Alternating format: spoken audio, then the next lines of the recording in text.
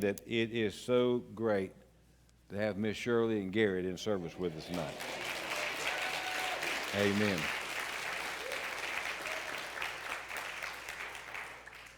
We miss both of you.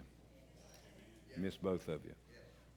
But it's so good to see you here, and pray for God to continue to bless you, just lift you up.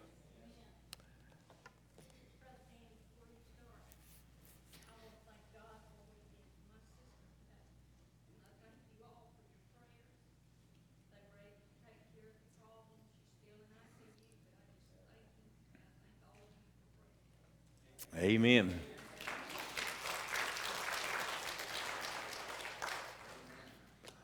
All right. At the end of the service tonight, I brought these books with me. They're not back there now, but as soon as the service is over with, they'll be back there. This is the book I'm reading out of every Sunday morning to begin with. So if you don't have one, you want one, they'll be on the table right out front there. You get you one after the service tonight. They're free.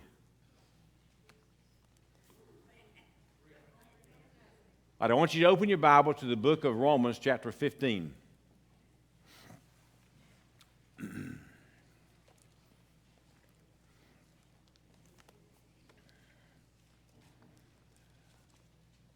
I want to preface what the girls and I are going to share with you tonight by helping you see something from a few of these verses. Romans 15, verse 19. It says, through many signs and wonders, by the power of the Spirit of God. Through many signs and wonders, by the power of the Spirit of God. These signs and wonders that Paul is talking about are nothing more than the extraordinary display of the power of God. I think so many times that we take the things of God for granted. He made the lame to walk, the blind to see. We talk about that. We sung about it tonight. We read it in His Word, and it sounds good, and we like it, and we say, praise God. But then when we go to apply it to our lives, we seem to be so weak in our faith. We don't really pray in faith believing it's going to happen. We just pray. And God is not pleased with that because He says through prayer and belief, whatsoever things you desire when you pray, believe. And God does great miracles today. The time of miracles is not over. The world would have you believe that. They'll tell you that was things that happened in the Old Testament and they don't apply today. And that's because those people do not have that kind of faith. And they don't want to try to even display it because they don't have it. So they just dismiss it and say, well, that was an old time. This is a new time of day, and everything's different. And we've had too many instances of showing God's great power, even in this church alone. If we excluded every other church, just here in this church alone, in the past 28 years, we have seen so many miracles that it just blows your mind if we're willing to accept it. If you're not, that's just everyday things. He said that He sends extraordinary power to accomplish His signs and wonders. Have you ever asked yourself, why does God perform miracles? Why did He do it? What's the purpose of them? Why does He do for some and doesn't do for others? Why does He do it one time and doesn't do the next time? See, there's a lot about miracles we don't understand. We can't do them. Therefore, we don't really delve into it to try to understand them. But when God looks at it, He says, I have all power under heaven and earth. And whatever God says is going to be done. He spoke the earth into existence. He spoke all those things. He has the power. He has the power to say to the wind, peace, be still, and it did. He had the power to heal the lame, the sick, the blind, the deaf, the mute. He had the power, the lepers. He had the power to bring them back from death. He had the power. And there are times He displayed it with signs and wonders. But why did He do that? And according to this verse, He did it so that His gospel can go forth. But you know that Jesus said one time, He said, some of you come to see me because you want to see miracles. He said, you didn't care about my word. You just wanted to see a miracle happen. But there must have been some Callahans in that group. Because he said, some of you come to see miracles performed, and others of you come to eat. That's what he says in his word. John 4:48, he says that. Well, whether we come to see a miracle or whether we come to eat, he said, but there are some of you who come from the Word, and you want the Word. And blessed are those who seek after me. Not my miracles, not the food I provide, but me, the true meat, the true life, the true water, the true bread. You seek after me. The signs and wonders are a physical thing. That was what he would have done. If a blind was healed, that physical act of healing there that they would see, that was the signs and wonders. But the miraculous power that made them come forth was the Spirit of God. And that Spirit was alive then because Jesus said, I'm the same yesterday, today, and forever. I change not. If he doesn't change, neither does the Holy Spirit. They're the same. The power they had at Pentecost is the power we have today. Anything you want of God, you can have if you'll go after it. Any spiritual thing that you want of God, you can have if you'll go after it. So we've got to be hungry for the things of God if we're going to receive them.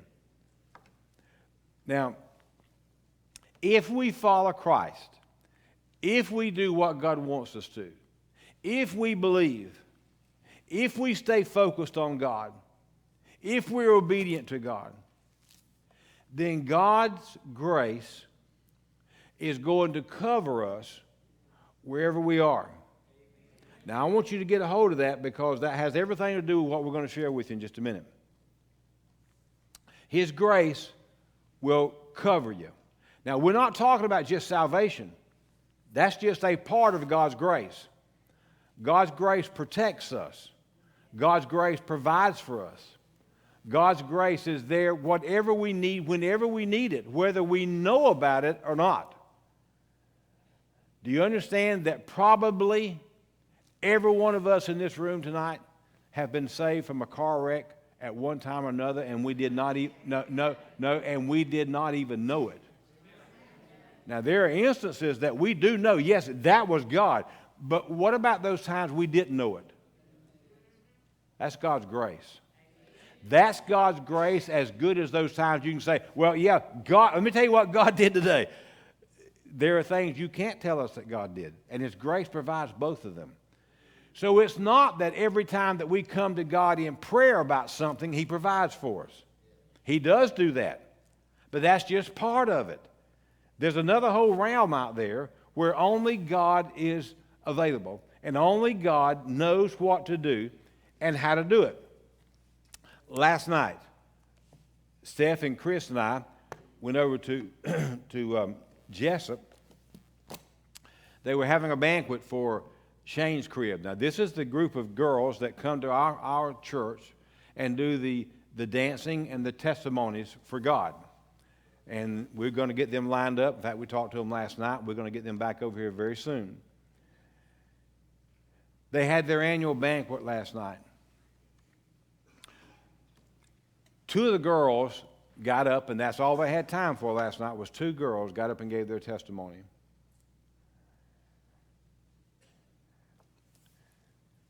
And that room was not bright like this. It was dim because they had the attention on them. But I sat there with tears coming down my eyes to listen to those girls tell how they had messed up, had gotten out there in sin, and how it took them a lot farther than what they ever thought they'd go, how their lives were in shambles, and only the grace of God. And those girls stood there and boldly proclaimed what God had done. Then the girls all got together and did their dance. And I sat there and cried again as I looked. There's probably 15 of them on stage, a very small stage, and they were moving all over one another, but yet they got the point across. As they gave that testimony through dance of what God had done for them, I sat there and cried again. One of the girls got excited, and she must have been Pentecostal. She got excited, buddy, and she really kept going. And when it was all over and they were going down off the platform, she was still there. She was praising God. Some of the greatest miracles you ever see is when God delivers someone from an addiction. An addiction is not just drugs. It's not just alcohol. Anything that takes the place of you worshiping God is an addiction. And I saw them set free. I wish they had never gotten to that point. But oh, thank God for the grace and the mercy that God displays upon people. And he does it to all of us. So, Tish, you come on. Steph?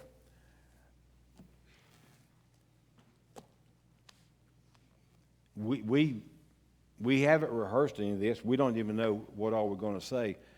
I will tell you this. I can share parts. They can tell you parts. And undoubtedly, we saw things differently because I've heard them say things that I didn't think happened that way. And they've heard me say things. They shook their head. So I was under the influence of drugs. So whatever I say can't be held against me, all right?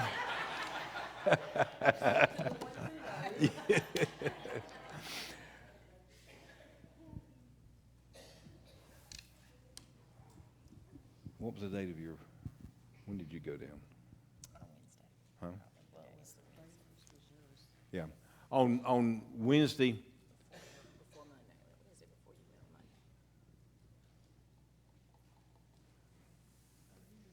Monday? What now? 26th. The 26th. On the 26th, Tish was to go down and have a heart cath done on Wednesday the 26th, right?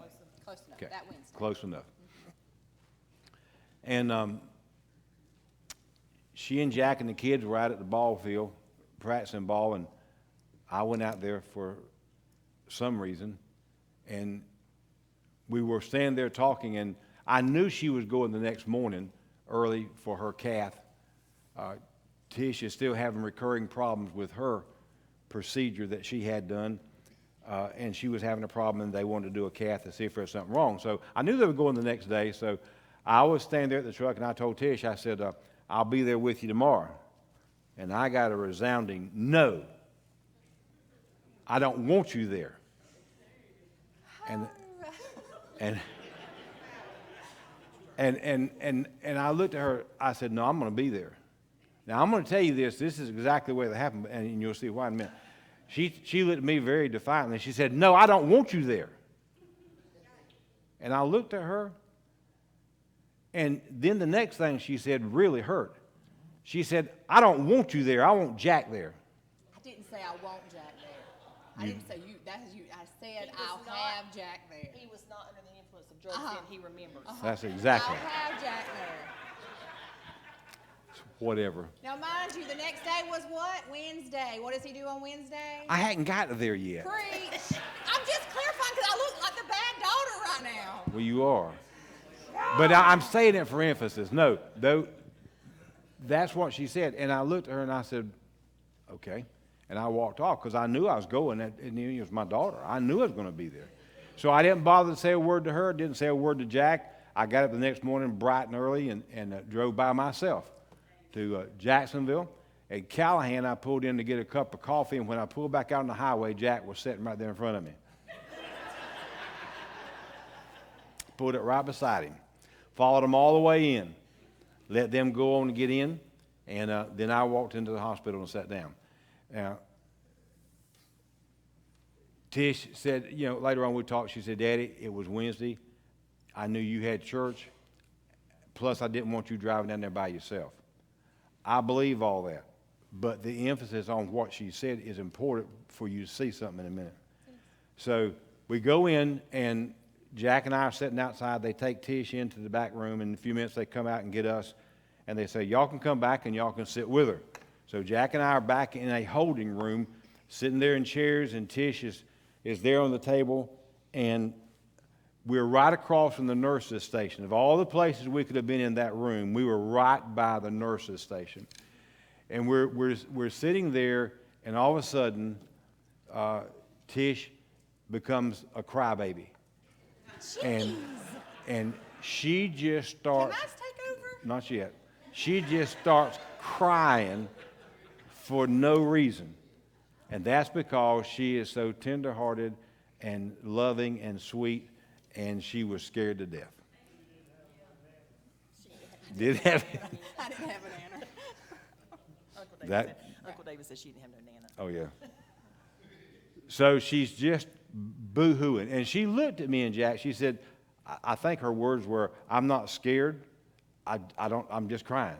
I don't know why I'm crying. I'm just crying. I did not have faith in God. You did not have faith in God? I did not have faith Oh, in did God. not have. I believed that God was with me. It just was, it's very emotional to lay there. Everybody's looking at you. You know you're fixing to have to go back to get a heart cath. I already knew what a heart cath was going to be like. And if you've never had one, to be wheeled into that room, to say goodbye to your family, be wheeled into that very cold room, and you're looking at people you don't know, and you don't know your fate of what they're fixing to tell you, it's very emotional. I'd already been through it. I'm only, at that time, 42. It was very emotional. So I think for me, that was my cry. It wasn't, I didn't believe God was with me. Jack has more faith for anybody that I know and keeps me very grounded. Daddy, I'm getting there. Even though you threw me under the bus, I'm getting there. Daddy is the same way. He has tremendous faith. And even though I told him, and yes, I did tell him I did not want him to go, I was very glad in the same sense to see him there. Yeah. But I was crying. I was very emotional. You want to keep going? Or me to take over? Yeah. Okay. Yeah, you want me to take over? So she's laying there crying, and Jack and I are just trying to cut jokes, do anything we can to cheer her up. And all of a sudden, this lady comes over. She's as we found out later on, a Filipino, beautiful young lady. And she goes to the foot of the bed, and she starts talking to Tish, wanting to know what's wrong. And Tish is trying to explain to her what's going on.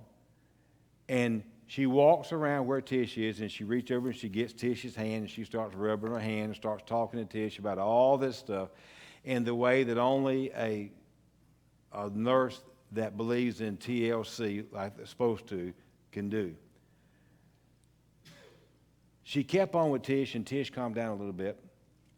And she looked over at me, and this is the part that I promise you I do not know.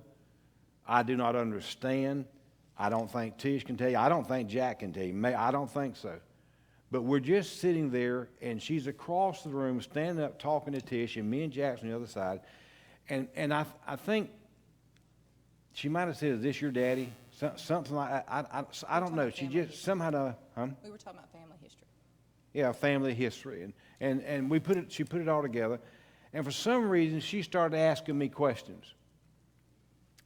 I had not said anything to her because that's Tish, but she started asking me questions, and one thing led to another. And I don't remember all the questions she asked me, but all the questions had to do with my heart. And she said, "Well, have you been weak?" And I said, "Yeah." I said, "In the past, 2 or 3 weeks, I have. I've been weak." And she said, "Well, do you hurt anywhere?" And I said, "Yeah." I said, "I hurt across my collarbone." And for at least 3 or 4 weeks, I'd been hurting across my collarbone. But I didn't think anything about that because that's not your heart. It's not up here, it's down here. And I never thought anything about it except that it was from my neck surgery I had just had a few months earlier. And I really thought that's what it was. And I said, I've been having problems up here hurting.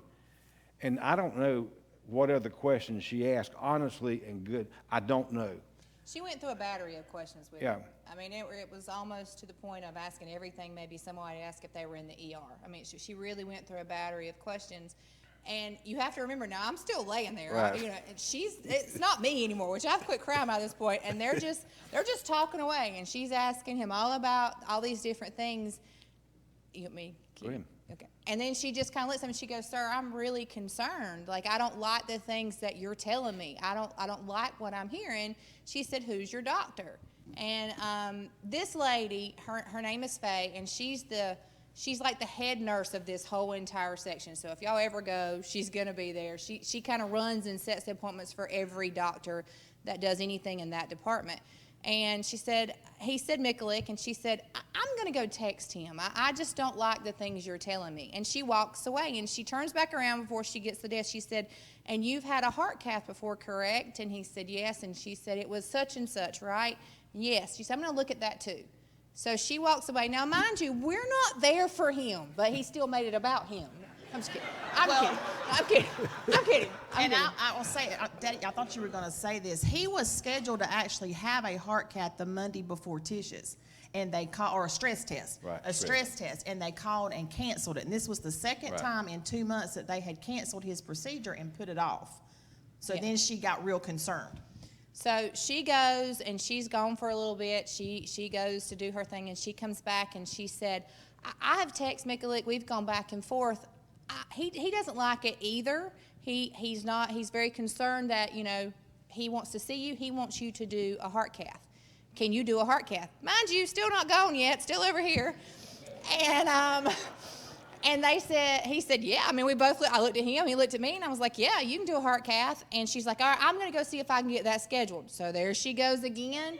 And I'm like, okay. I mean, you know, I was supposed to be there real early, mind you, and I haven't eaten anything, but it's okay. It's whatever. But, you know, the whole point is, this had nothing to do with him. One, I didn't want him there. Two, I told him not to come. And three, all of a sudden, now it got turned on to him. And this lady who wasn't even supposed to be with me, I was just crying. She looked up. I told Jack. I remember looking at the other nurses, and she looked at me. She said, "What's wrong with her? Why, you know, what's wrong?" And I saw her ask the nurses, and then she started coming towards me. And if you ever meet this lady, she really does look like an angel to me. I don't know how to express. She has the best demeanor, and she came towards me, and just a calming spirit came over my entire bay, whatever you want to call it, the little section you're in. She calmed me and then turned it to him.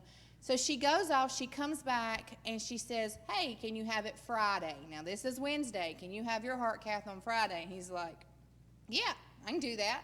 So in the grand scheme of things, I went back for my heart cath. Everything was perfectly fine with me.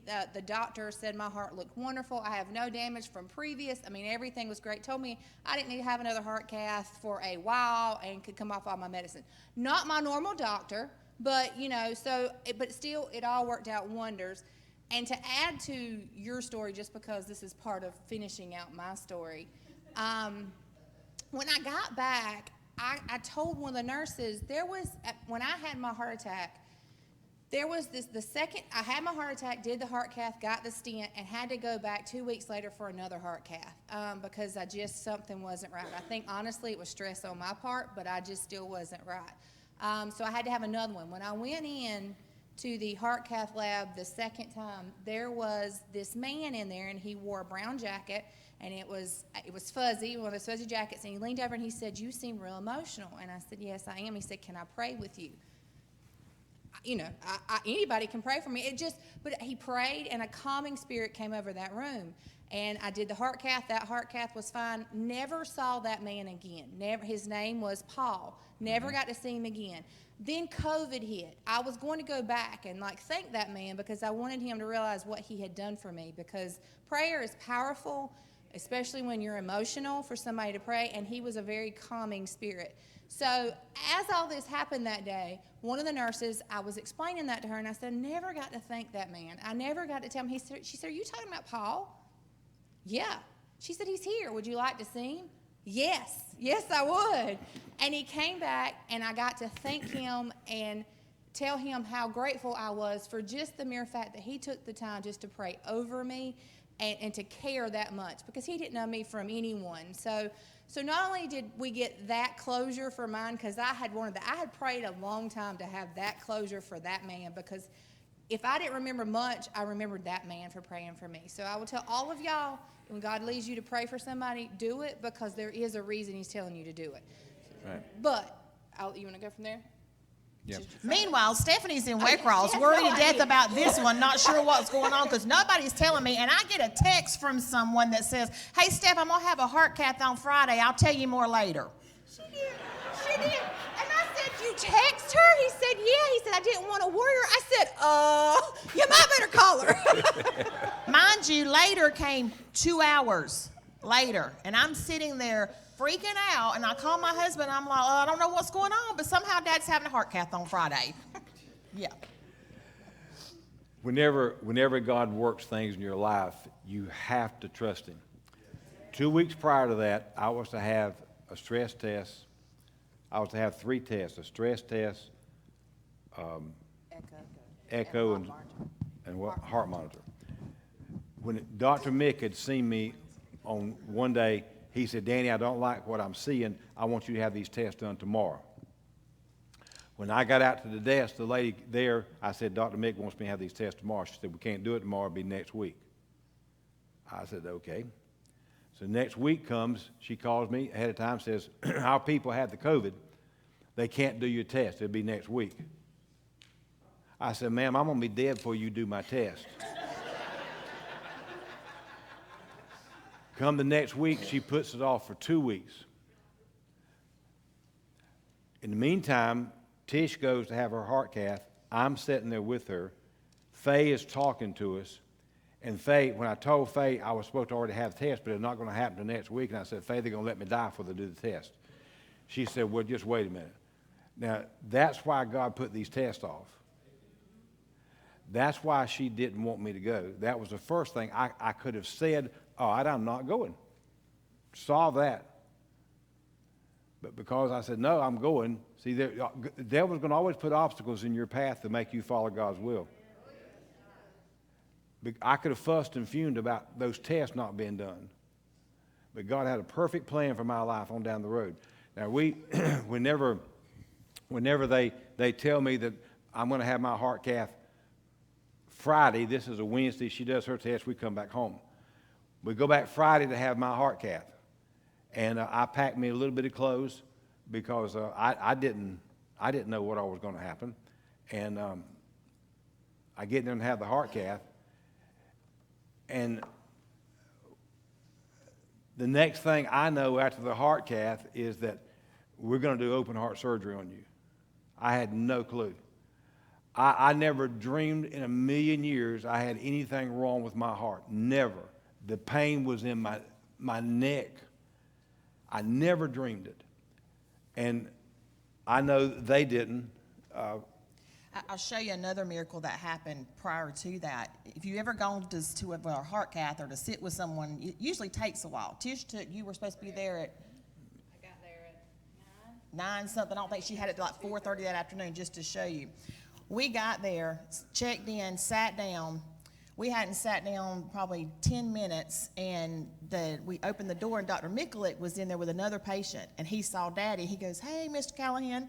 He comes and shakes his hands, checks on Tish to say, "Hey, how you doing? You doing okay?" Because mind you, she's just had a cath 3 days earlier, right? She shouldn't even been there.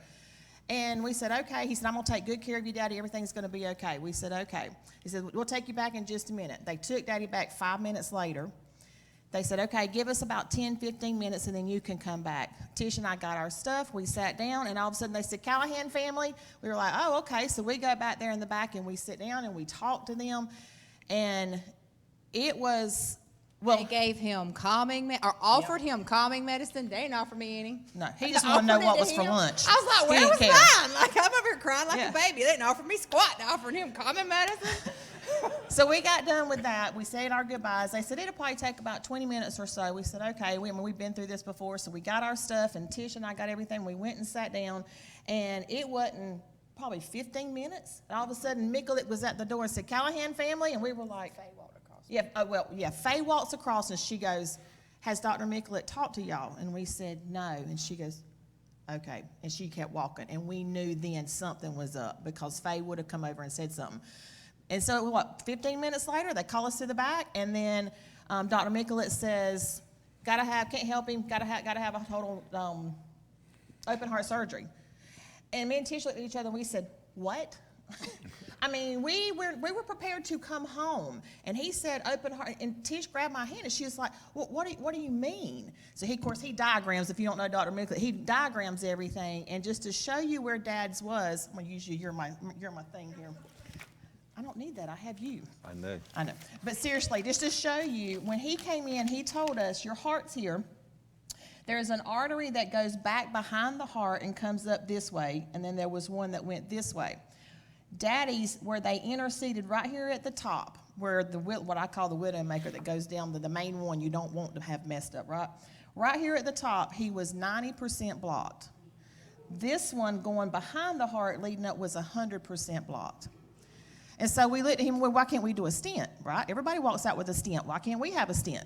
Nope, because it was right here. And he said, if I put a stent right here, it blocks off this. And you don't want to block this because then he could have a heart attack and he'll be dead. He said, so we're going to have 3 bypasses. Now, this man ain't never had heart trouble in his life. And we get told in 1 minute, not 1, not 2, but 3 bypasses. And we said, okay. So Tish and he gave us this paper. He draws everything out like this, and it looked like chicken scratch to me and Tish. And me and Tish walk out, we grab our stuff. He said, you can go back in probably give us about 20 minutes, he'll be in recovery, you can go back. We said, okay. So we grabbed our stuff, we grabbed each other, we went to sit on the couch, and they said, Callahan family, and we went, okay.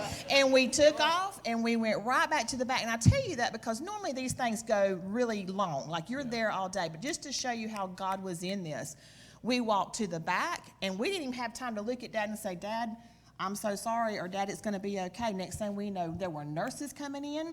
Faye comes in. Did they tell you? They explain everything? Did they tell you what's fixing to happen? We're like, yes. And then next thing we know, Faye's coming in. She said, you're going to be okay, Mr. Callahan. We're going to take good care of you. Not only are you in the best place, in the best hands, but your surgeon is here. You want to talk to him? We were like, yeah.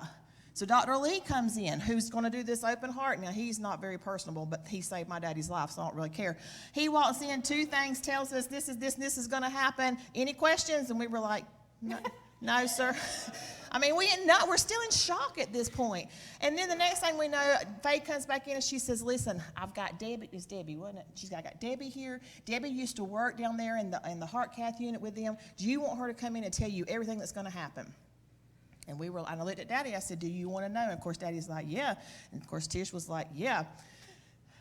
So she comes in, and she lays it out there. When I tell y'all, Linda will understand. She was a nurse. She laid it out there. This one, there was so much she was telling us about what was fixing to go on with him, about fainted on me. I just had to take a seat. She got white. And Daddy didn't have a clue because Daddy's still, he's still in shock. He thinks he's going home. This one got white, and I'm going, where is Jack? Because Jack is my partner. When it comes to medical things between these two, we 2 partners. We hold it, and my husband does too, but me and Jack's been through a lot with these 2. So, I was going, where is Jack? But anyway, she sits down and she tells us everything, and the next thing we know, we're going to a room. It just happened that fast. We got to the room, and we couldn't go in with him at first. They had to get him set up, and they had this gorgeous waiting area. They've got a new CCU cardiac rehab wing at St. Vincent's, and it's beautiful. Overlooks the water, and Tish and I, that's the first time we got to sit down, and we both looked at each other for the first time since 7-something that morning, and we said, what just happened? We were in complete shock. When I tell y'all, it was so fast. But it was the hand of God because that's how it needed to be. He put everything in line for us. And we went the whole weekend, and you jump in any time, but we went the whole weekend. Dr. Mikulich was on call, which was his doctor. Dr. Lee was on call, and his PA saw us the whole weekend and kept telling us, look, everything's going to be fine. And if anything happens, we're prepared to go. We don't have to wait till Monday. We can go ahead. If anything happens, we're on call, we're here. How does that happen? Only God, right? Our surgeon, all the nurses told us we had the best of the best. He graduated #1 in his class from Harvard University. Yeah. That's who God had waiting on me. I think when it was all said and done, we had Michelet, which we consider to be the best cardiologist. We had Dr. Lee, who was the best, I can't pronounce his title, but anyway, he was the best heart doctor. And then we had the best anesthesiologist, apparently, that weekend, too. And nurse. So, I mean, God just put it all in place. I don't want to hold y'all too long. When they wouldn't let me come home, he told me, he said, if you come home and you have a heart attack, you'll never make it to the ER. He said, that's why you're not going home. We'll keep you here all weekend. We'll watch you. Well, that's okay with me. I got gowns I can wear there, and I'm set up anyway. These two had just uprooted their whole life just to go down there with me, just to have a heart cath and come back home. Now, you imagine that scenario. Now we're staying all weekend, and we're going to have it on Monday, and nobody knows how long that's going to take. But that's why God blesses me with 2 girls that love their daddy and commit everything to him. So we did that, and come Monday morning, it was time for surgery, and I had an okay weekend, no big deal. They had me hooked up to monitors, and I knew if anything went wrong, they'd take care of it, but that didn't really make a whole lot of sense anyway. But anyway, come Monday morning, they get ready to do my surgery. I got each girl, and I told them, I said, I want to tell you something. If anything happens to me, I'm ready to go, okay? Don't worry about your daddy. I'll be in heaven. I wanted that to be the last thing. If it was the last thing, that's what I wanted the last thing to be. I told my girls I was ready to go. They prayed with me, and we went. Now, from there for the next 2 days, I have no recollection whatsoever of what happened, except the moment they brought me out of ICU to go to my room. I remember something there, but other than that, I have no recollection of those 2 days. Well, the doctors told them, they didn't tell me anything. So I assumed that what the doctors told them, that everything went good, and I'd be under observation for a day or so. I don't know any of that. But let us fill them in. So another miracle was, he's right, Tisha and I were not prepared to stay. We didn't know where we were going to stay. Y'all know how much a hotel costs, right? Yeah, we were panicking. But the Lord opened up the river house for us. I was panicking because I told them they could use my credit card. High five on that one. If they were going to stay with me, they used my credit card. I was panicking. That's okay. Thank the Lord for Walmart, because we did not have clothes, but we had Walmart and Daddy's credit card and lots of good places to eat. But we got to stay at the River House, which was literally right next door to the hospital. It's kind of like a Ronald McDonald House, but it's a beautiful place. We got to stay there every single day. We even made best friends with the security guard there. This hospital is unbelievable, y'all. Like, they followed us over next door. They said, if you need anything, come get us. One night we couldn't get in. I think it was the first night we couldn't get in. We got lost. Technically, we looked like lost puppies with like 18 bags of stuff. Clothes, and he felt sorry. Here he comes down the road, and we said, hey, that's our guy. And we're hollering. Now, we're in the middle of the street. We're hollering for this guy. He comes over. He goes, oh, y'all. But we made long friends all week. But anyway, the morning came. Chris and Jack came down to be with us, and they took Dad back. And, we knew what to expect because Debbie had filled us in, but we still didn't know. At 1 o'clock, we were able to see Dad for the first time. The way they work it is the nurses, we met our nurses in the Bay unit that was going to be with Dad. They come down there, they meet Dad, that's their patient, they go back with them to surgery, then they follow them down to what's like a step down, kind of like CCU, and those nurses stay with them the entire time that they're in there. They don't leave. So we already knew our nurse, Shannon, I think was her name, I think. Anyway, so they bring us back, and she comes and gets about 1 o'clock, and we walk in the room.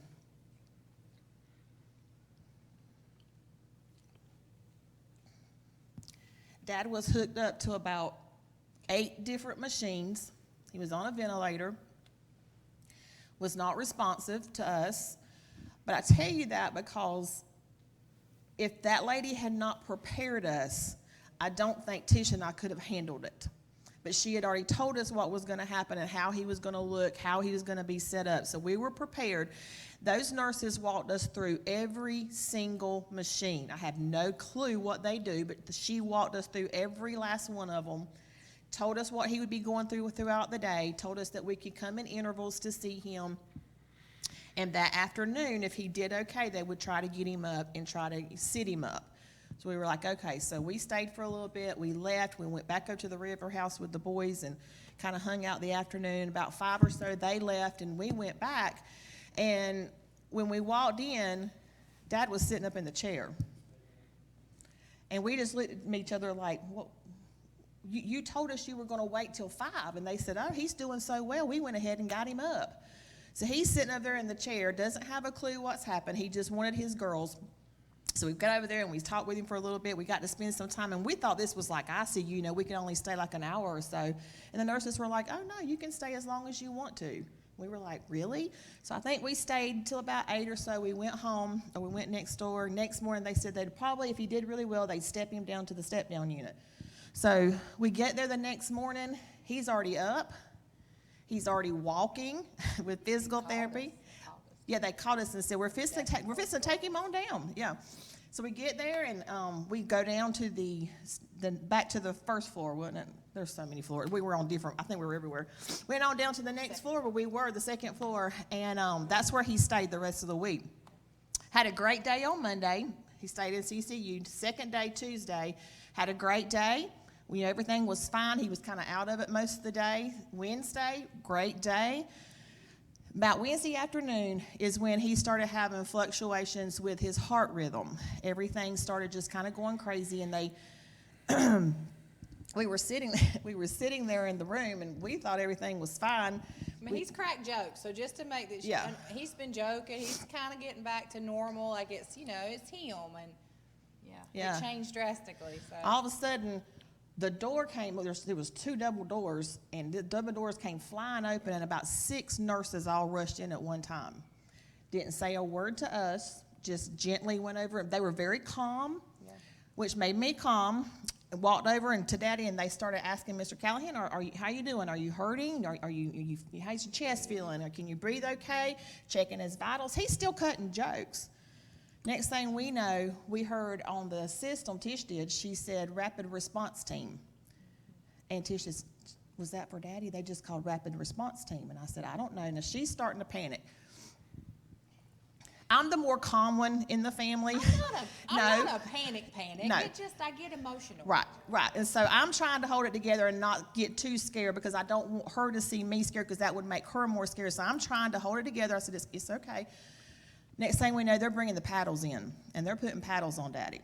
And at this point, I'm really, really trying to hold it together, because she is really, really scared. And I was too, but we had to be there for each other. And we said, we grabbed hands. We said, it's going to be okay. And I started praying. And next thing you know, we got okay. They got Dad stabilized. And then they came to us after probably about 15, 20 minutes, and they started explaining to us what was going on. Just as calm, they said, we're not that concerned, but his heart rate keeps dropping, and they were telling us everything. So we're like, okay. Well, about 8 o'clock, 9 o'clock that night, he was fine. I even told y'all, we watched the church service, and that's the first time I sent word back that he had sung the songs. He was laying in bed. Everything was fine. So we went back so happy, because we were like, okay, everything's fine. He's stable now. We've gotten through the rough of it. We slept. We were getting dressed, about to come over, and the nurse calls me. Let me tell you what happened now. You don't know. Yeah, no.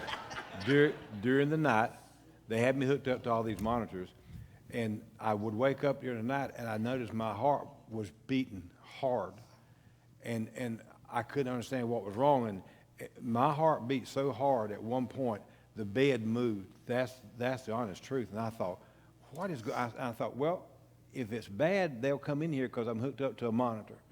And all through the night, I just kept having this horrible, hard heartbeat. And the next morning when I woke up, the nurse is standing there, and she says to me, Mr. Callahan, you've had a bad night. And she used a word, I don't remember the word. She said, you're doing this, and we're fixing to put a pacemaker in. And I looked at her, and she said, the people outside right now waiting to take you back. And I said, no, ma'am. I said, I'm not going nowhere until my girls get here. And she said, well, we just called him. Now, So we're trying to get ready, and the nurse calls, and she says, his heart rate dropped again in the middle of the night, and we don't want to continue to play with this anymore. We're going for a pacemaker. And, of course, I sat on the bed, and Tish looked at me, and she just kind of froze and says, like, what is it? And I said, okay, so I think I put him on speakerphone. I don't even know at this point. We were rushing. He says, all he wants is for his girls to get here. I said, we're on the way. I don't even know if we put mascara on. I don't even know if we brushed our hair, but we threw clothes on, and we took off. And about the time we got there, they were wheeling him out of the room. no, they They weren't wouldn't, moving they in. wouldn't take him until we got there. He was halfway He in was- the door. he He was. was They- halfway They were in the waiting door. on us. I was there, people. He was They halfway were in the waiting on door. us. He was going, but he stopped him. And so, So they take me out and carry me right back to the holding room. And who is standing there? Faye. She's standing right there waiting on me. The doctor that was doing the surgery was standing right there waiting on me. Now, you have to understand, let me add this. Faye didn't know me. She didn't know Daddy. She didn't know Steph. She knew none of us. She gave me her cell phone number.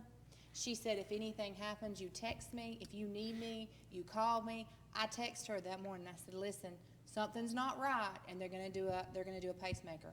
She immediately found us, immediately. Now, this woman is a head nurse in another department, and is very vital to that department. When she leaves, everybody's like, where did Faye go? So for her to give out, I know all of you nurses, you wouldn't want to give out your cell phone number, right, Aunt Linda? I mean, that's not something you do. She did that because she cared so much, and she truly is a blessing. So I did text her. That's why she showed up for him. Well, I didn't know that, but she was there waiting on me.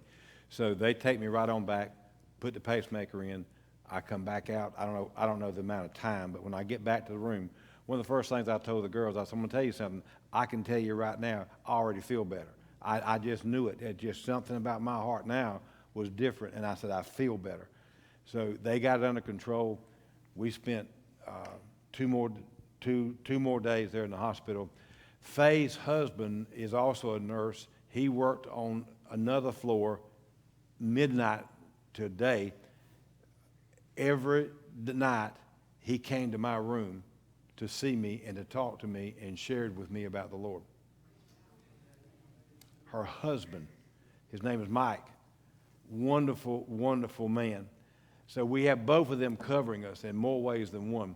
And then Saturday, they let us come home. we were worried. I mean, the man, just to show you again, total heart cath, 3 bypass on Monday, major stress until Thursday morning, had pacemaker put in, and he looked at us then, because, I mean, at this point, Tish and I were kind of selfish. We were like, so when can we go home? I mean, we had not seen our family all week, our children, nothing since last Friday. I mean, the boys came up for one day, but it was like, we just want to see our babies, and it's like, how much longer? They said, probably Monday. Yeah. And that's when Tish and I walked out of the room and just cried, because we were just exhausted by this point. So pacemaker, then Saturday morning, the DA, the PA came in, and he looked at us and he looked at Daddy. He said, yeah, I think you're good enough to go home.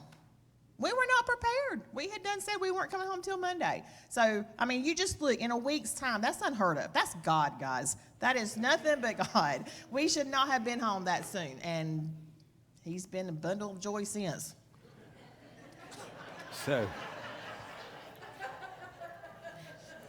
So, if you don't believe that God can perform miracles, you're just blind. I am a walking dead man. Since the day Tell them about Dan, the DA, talking to you about Jesus when we went back to your follow-up.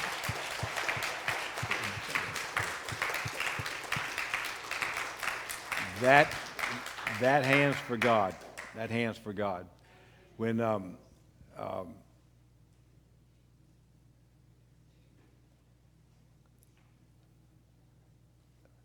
God could have easily taken me home. He knew I was ready to go, and I would love to go see Brenda. I'd love to go see my mother and daddy.